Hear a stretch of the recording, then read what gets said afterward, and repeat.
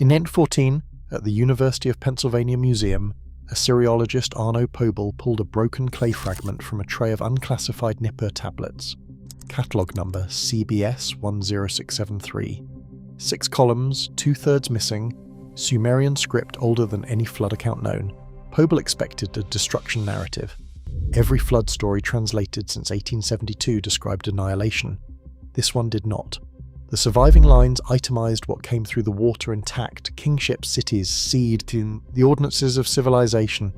The tablet was not mourning a drowned world, it was confirming a delivery. What the fragment lists as surviving is the problem no translation has yet resolved. The story of the flood arrived in the modern world backwards. The most recent version was translated first, and the oldest version was translated last, and this difference between them is the difference between a disaster and a plan. In December 1872, George Smith, a former banknote engraver employed by the British Museum to sort broken tablets from Nineveh, identified a passage on a fragment from the library of Ashurbanipal. The fragment belonged to the 11th tablet of the Epic of Gilgamesh. It described a great flood, a warned survivor, a boat, a bird released to find a land. Smith read the lines, set the tablet down, and according to a colleague present in the room, began removing his clothes in excitement. The account he read predated the Book of Genesis by more than 1,000 years. That was the headline. That was what the newspapers printed. But inside the text, beneath the drama of the rising water, there was a detail almost no one discussed. The survivor, Utnapishtim, was not told to save himself. He was told to load the boat with the seed of all living things. The phrase in Akkadian is precise. Not some living things, not his household, the seed of all living things.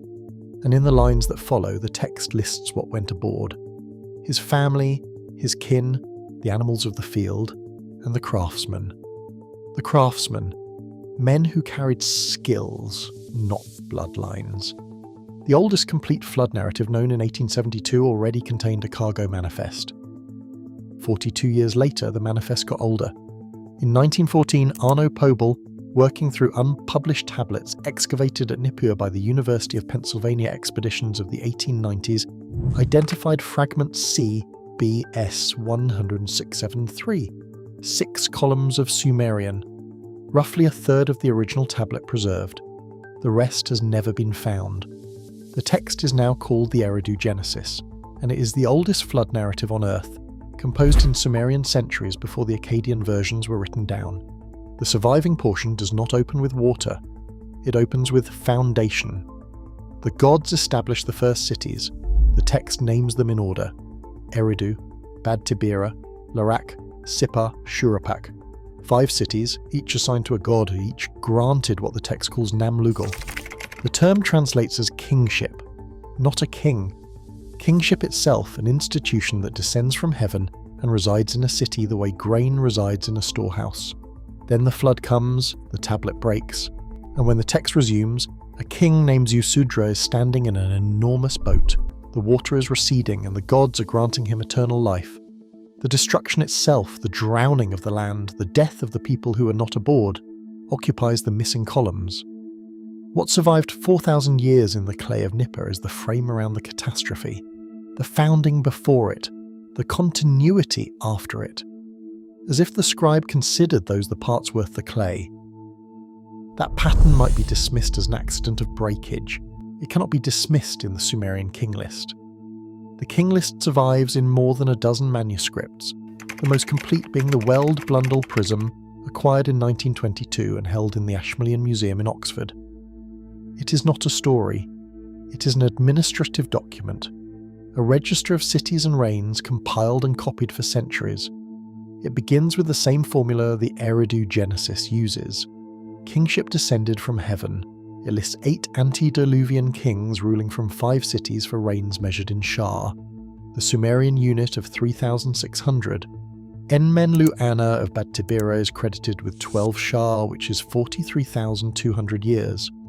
The numbers are symbolic, theological, or encoded. Scholars have argued about them since 1922, and the argument does not matter here. What matters is a single line that every copy contains at the same position. After the 8th king, the register states, "The flood swept over," 3 words in Sumerian, and then immediately the next line. After the flood had swept over, kingship descended from heaven again, and the kingship was in Kish, descended again. The same verb, the same institution, the same mechanism as the first founding. The scribes who maintained this list across centuries did not record the flood as an ending. They recorded it as an interval, a line item between 2 deliveries of the same asset. The register resumes with the first dynasty of Kish and runs forward without pause into kings that archaeology can verify, kings who left inscriptions, kings whose cities have been excavated. The list treats the flood the way an accountant treats a fiscal year boundary. Something swept over. The account continued. There is a control group for this claim, and the Sumerians wrote it themselves. When a Sumerian city was actually destroyed, the scribes produced a genre modern scholars call the city Lament. The Lament for Ur, composed after the fall of the 3rd dynasty of Ur around 2000 BCE, runs to over 400 lines of grief. It names the gates where bodies lay. It describes the goddess Ningal weeping over ruins. It catalogues what was lost, temple by temple, and it does not itemize what survived, because the point of the genre is that nothing did. The Sumerians knew how to mourn in writing. They were arguably better at it than any civilization before them.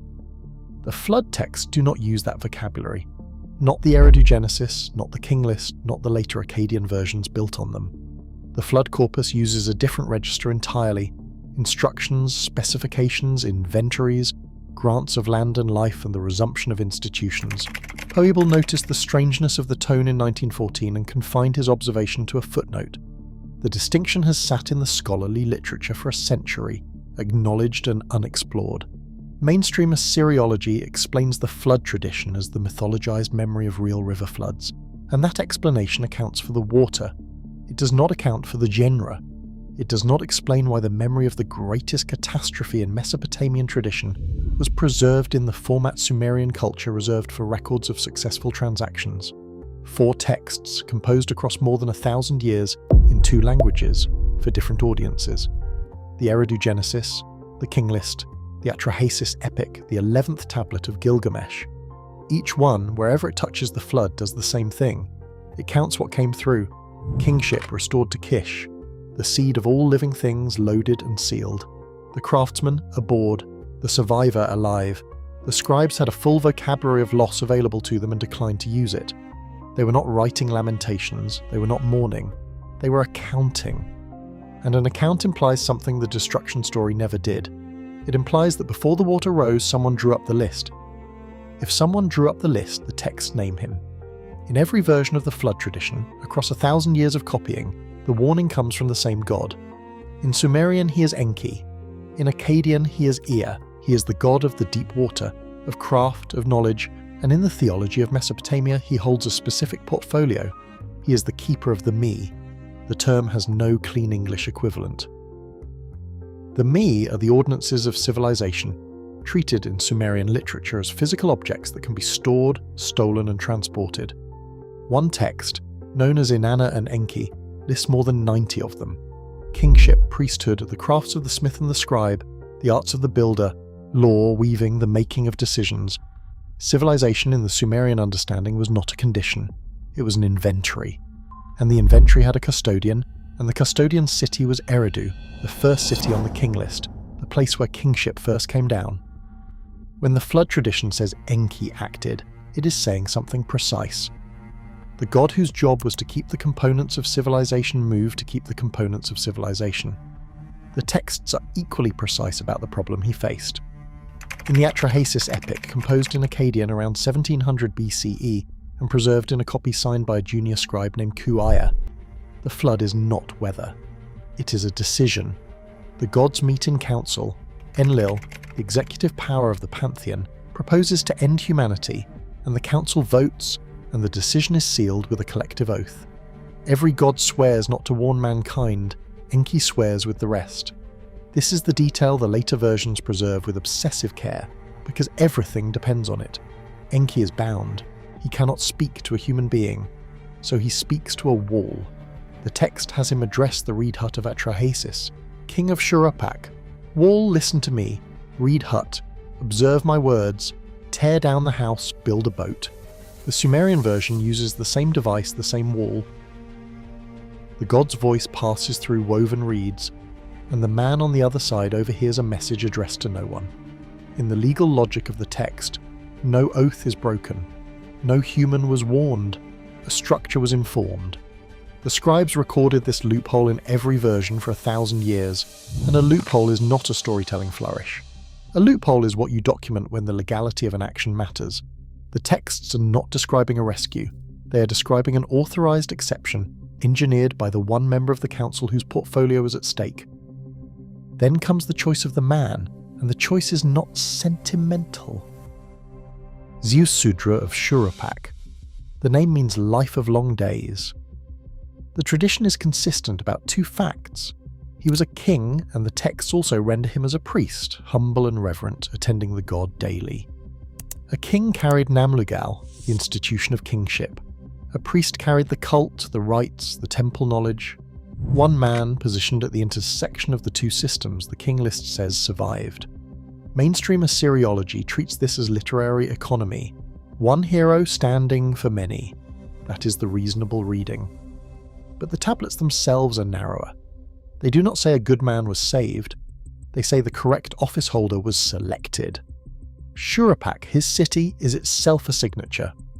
It is the last of the 5 antediluvian cities on the king list, and it is the city Mesopotamian tradition credits with a famous document, the Instructions of Shuruppak, a compendium of wisdom a father hands to his son named Ziusudra.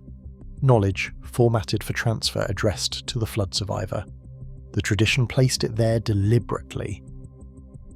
The boat confirms the pattern, because the boat is described the way Sumerian scribes described warehouses. In Atrahasis, the god dictates specifications, dimensions, a roof sealed like the Abzu, the deep bitumen for waterproofing, an exact deadline of 7 days. In Gilgamesh Tablet 11, the vessel is a cube, 10 dozen cubits to a side, roughly 60 meters, with 6 decks below the roof, divided, the text says, into 9 compartments each. 7 levels, 63 internal divisions, not a raft. A structured, partitioned storage architecture. And the loading lists are the heart of every version. Silver and gold, the text says, but first, the seed of all living things, livestock and the animals of the field, his family and kin, and the line that has no narrative function at all, he sent aboard the craftsman. Later tradition made the claim explicit. Berossus, a priest of Marduk writing in Greek around 280 BCE, recorded the version his temple archives preserved, and in his account the god's instruction is unambiguous. Before the flood, the survivor is ordered to bury the writings, every tablet, first, middle, and last, in Sippar, the city of the sun god, and to dig them up when the waters withdraw. Berossus is a late source, 10 centuries after Atrahasis, and mainstream scholarship treats his flood account as a composite. That caution is warranted. But what Berossus adds is not a new story. It is the same story with the cargo named more honestly. Not seed as metaphor. Tablets, a cached archive buried at a known coordinate with a scheduled retrieval. Set the elements in order and the genre identifies itself.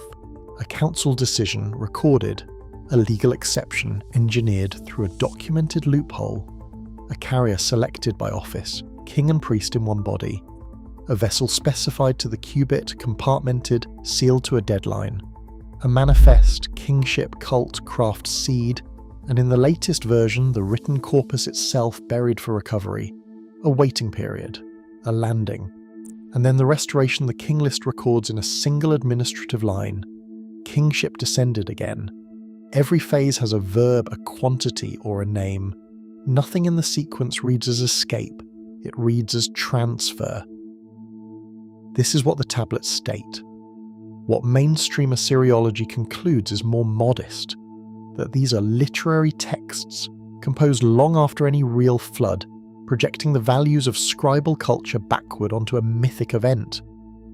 What remains unproven is the part the scribes themselves insisted on, that the continuity was arranged in advance by an intelligence that knew the water was coming and decided what would be on the other side of it. the texts make a claim about planning. Planning cannot be excavated, but continuity can. If the manifest was real, then the ground of southern Mesopotamia should show a flood horizon with civilization intact on both sides of it. In 1929, at the bottom of a shaft cut through the ruins of Ur, that is exactly what appeared.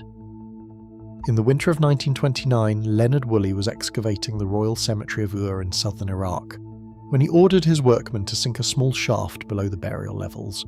He wanted to know what the city stood on. The shaft passed through layers of occupation debris, pottery fragments, ash, the compressed residue of human settlement, and then, abruptly, the find stopped. The workmen were standing in clean water-laid silt. No sherds, no ash, no trace of human life.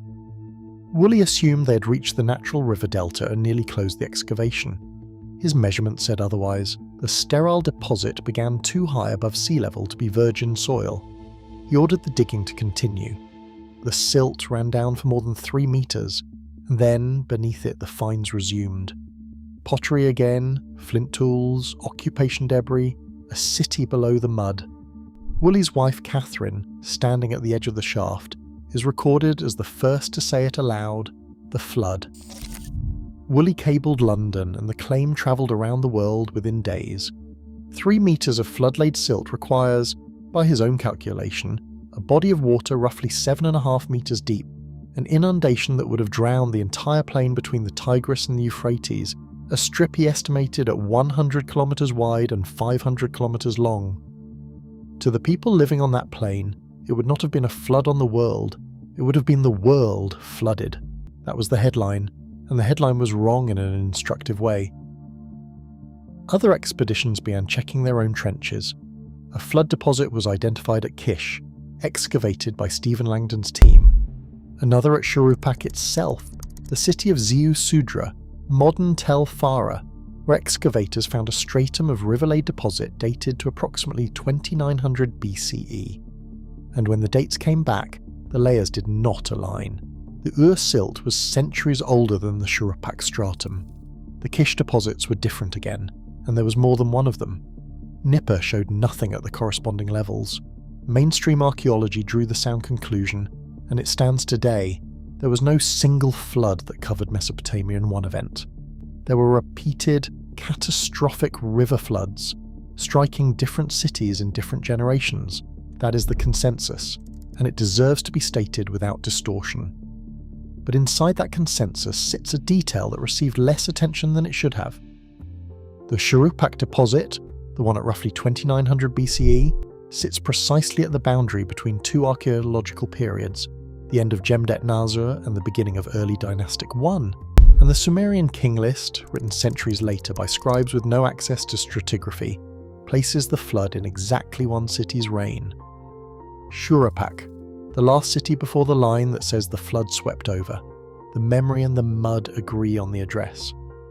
What matters most, though, is not the silt. It is what sits on top of it. Archaeology has a definition of collapse, and it is not subtle. When a civilization actually breaks, the record shows it. Writing disappears, cities shrink or empty, monumental construction soon stops, trade networks vanish, styles are replaced by cruder successors. The late Bronze Age collapse around 1200 BCE looks like that. Entire scripts, linear B among them, simply cease. The flood horizon in southern Mesopotamia fails every one of those criteria.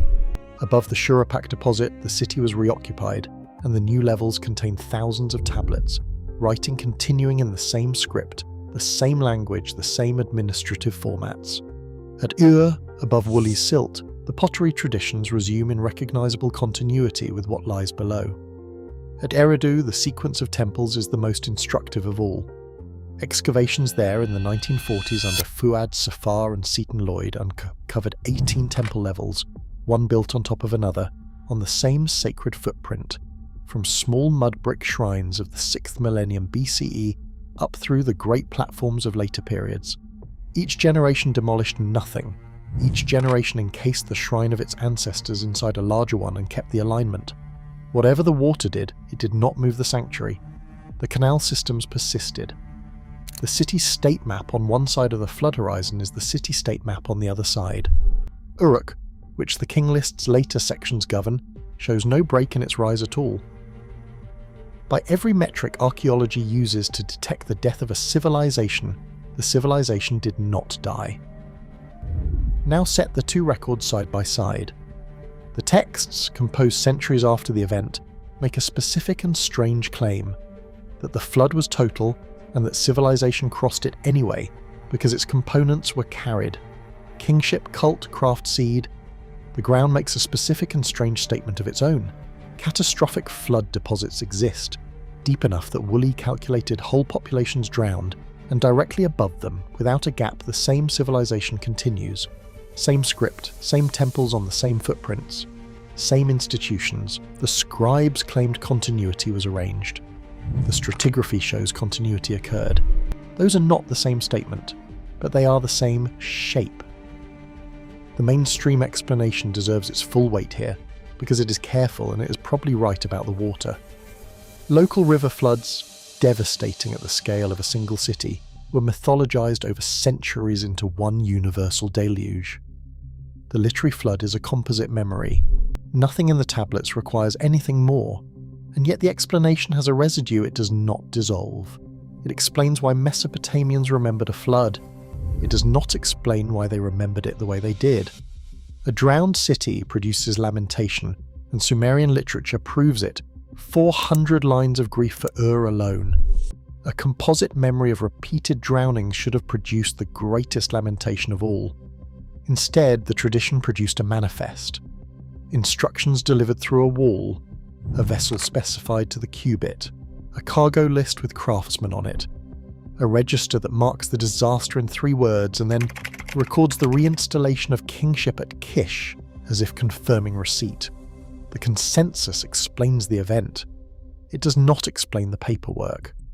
Somewhere between the mud at Shurupak and the tablets at Nippur, the worst thing that ever happened to southern Mesopotamia was converted into a record of successful transfer, and the conversion itself is the artifact no trench has reached. The scribes did not credit luck. They did not credit the river's mercy. Across every version, in both languages, they credited a decision, made in advance, by someone who knew, and they wrote down his name. The ground confirms that something came through the water. The tablets insist on telling us why. The name written in the tablets does not disappear after the water recedes, and neither does the man he saved. The Eridu ends with a scene that reads less like a reward and more like an appointment. Ziusudra prostrates himself. The gods grant him, the text says, life like a god, breath eternal, and then they do something the destruction reading has never explained.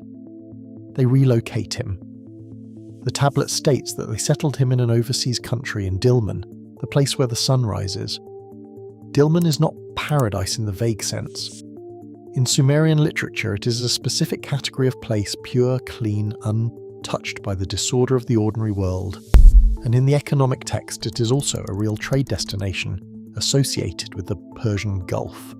The sole survivor of the antediluvian world, the one man carrying the complete inheritance, kingship, cult, and craft in a single body, is not returned to Sumer. He is stationed elsewhere, outside the system, permanent, undying.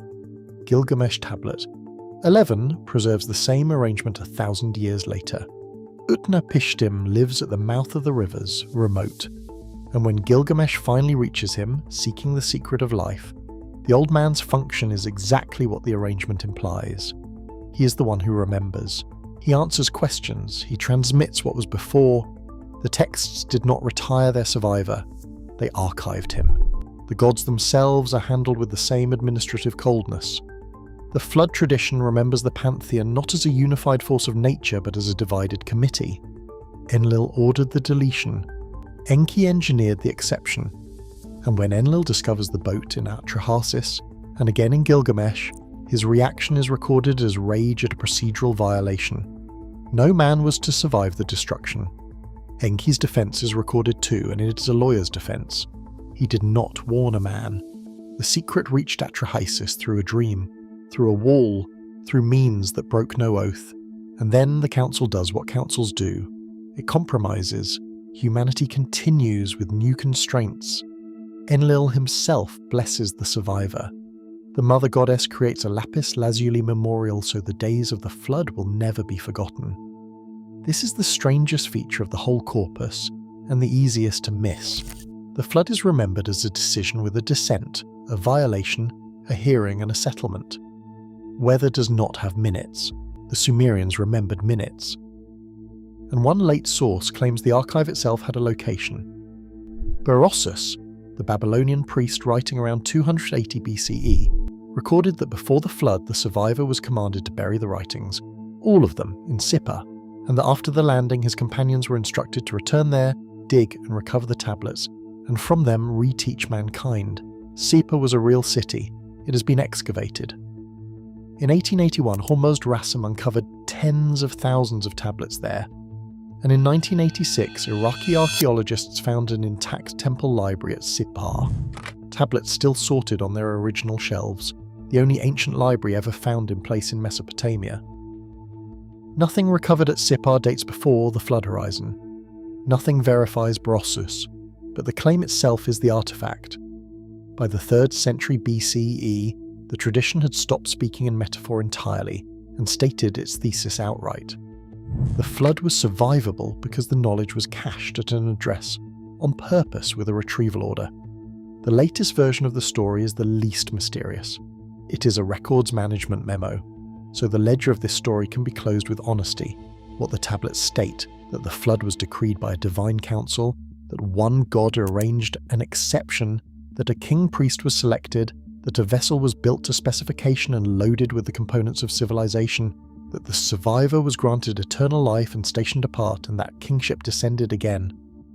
What mainstream Assyriology concludes, that these are literary compositions, written centuries after real and repeated river floods, and that the continuity they describe reflects the actual archaeological continuity of southern Mesopotamia, mythologized. What remains speculative?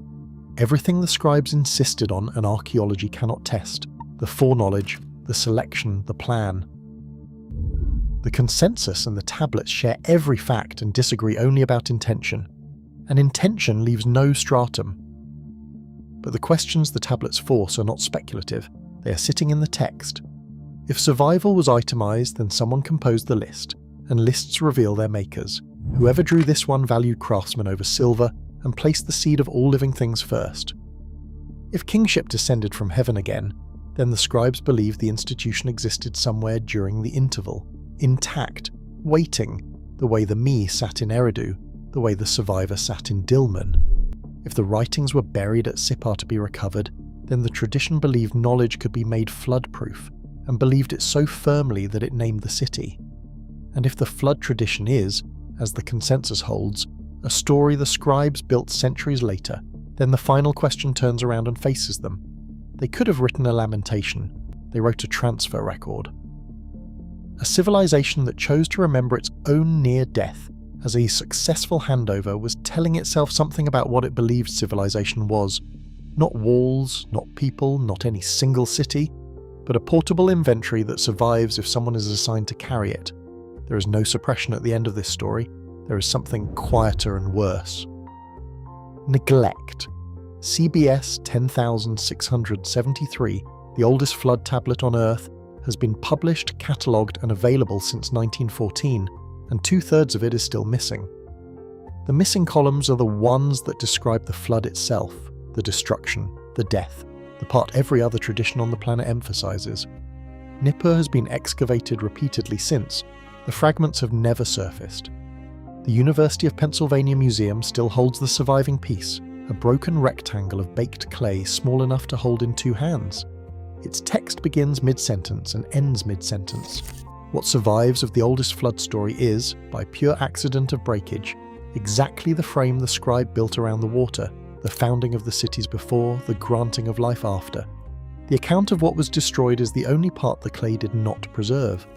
4,000 years later, the tablet performs its own thesis. The destruction is gone. The continuity remains.